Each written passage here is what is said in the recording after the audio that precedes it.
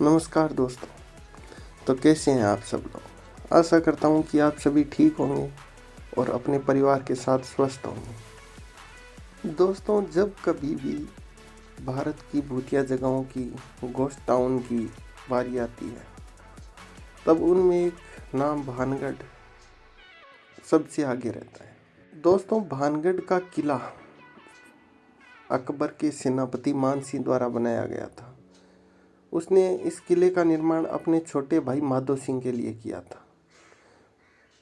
इस किले का नाम भानगढ़ उसने अपने पिता भान सिंह के नाम पे रखा है। ये चारों तरफ से पहाड़ियों से घिरा हुआ है। इसका निर्माण 1613 ईस्वी में किया गया था, क्योंकि इस भाई मान सिंह अकबर की सेना में सेनापति थे। उनकी वीर दास्तानें तो आपने बहुत सी सुनी होंगी। दोस्तों, इस किले को भूतिया किला भी कहा जाता है।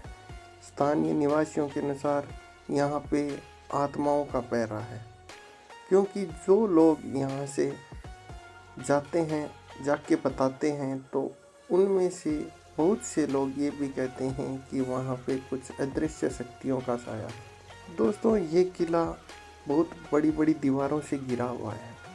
ये दीवारें दुश्मनों को किले के भीतर घुसने से रोकती थी। दोस्तों, इस किले के पिछले भाग में एक दरवाज़ा है, जहाँ पर पर्यटकों को एक अजीब सी गंध, किसी के चलने और चूड़ियों और पायल की खनकने जैसी आवाज़ों का आभास हुआ।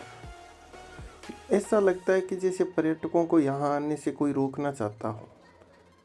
किसी का आना जाना यहाँ पर बसने वाली आत्माओं को अच्छा नहीं लगता हो।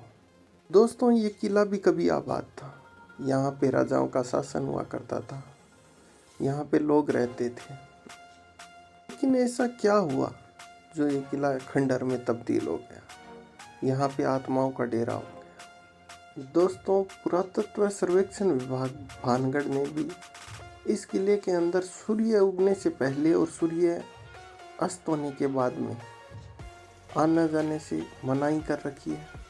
किसी को भी अंदर घुसने की अनुमति नहीं है, चाहे वह कोई भी हो। इस किले की दास्तान शुरू होती है रत्नावती नाम की रानी से। दोस्तों, कहते हैं रत्नावती रानी बहुत ही ज़्यादा सुंदर थी और उसके रूपों की चर्चा आसपास के सारे राज्यों में थी। इसीलिए भानगढ़ में रहने वाला एक तांत्रिक जो काला जादू करता था, वो रत्नावती रानी को हर हाल में पाना चाहता था।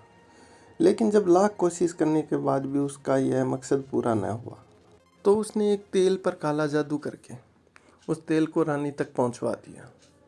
अब जैसे ही रानी उसको अपने बालों में लगाएगी, तो वह सीधी तांत्रिक के पास पहुंच जाएगी। लेकिन रत्नावती रानी ने तेल देखकर यह पहचान लिया कि यह कोई साधारण तेल नहीं है। उसने उस तेल को एक बड़ी सी चट्टान पर फेंक दिया।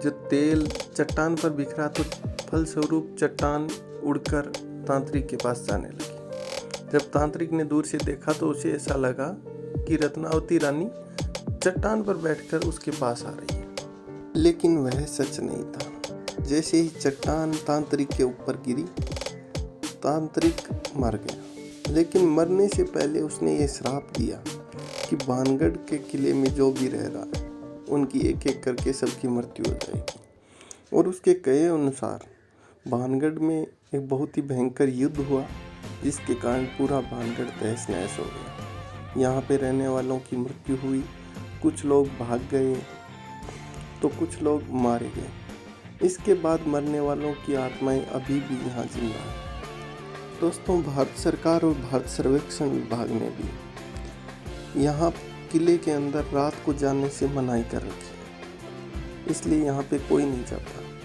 स्थानीय लोग जो भी घटनाएं बताते हैं, उनसे यही पता लगता है कि भानगढ़ का किला आज भी बहुत डरावना है, क्योंकि यहाँ पे मरे हुए लोगों की आत्माएं आज भी जिंदा है। इसी के साथ मिलेंगे अगले वीडियो में। तब तक आप देखते रहिए रहस्य चैनल। जय हिंद, जय भारत।